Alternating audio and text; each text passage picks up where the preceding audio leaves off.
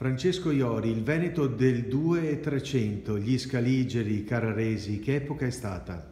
Diciamo che insieme a quella della Serenissima è stata sicuramente la stagione più prestigiosa, ancora prima direi, perché nel 200 c'è una breve ma intensa stagione di autonomie comunali, pensiamo a Padova che si dà degli statuti modernissimi, e poi ci sono queste signorie, Scaligeri a Verona e Carraresi a Padova, ma anche da Camino per esempio a Treviso, e sono dinastie che fanno la guerra, che hanno ambizioni di diventare delle potenze dominanti nel nord Italia, ma che credono e investono tantissimo nella cultura. Dante di Casa a Verona, Petrarca a Padova, solo per fare alcuni degli esempi, dei tanti esempi che si potrebbero portare. Quindi è una stagione di grande splendore che si concluderà poi con la conquista della parte di Venezia della terraferma.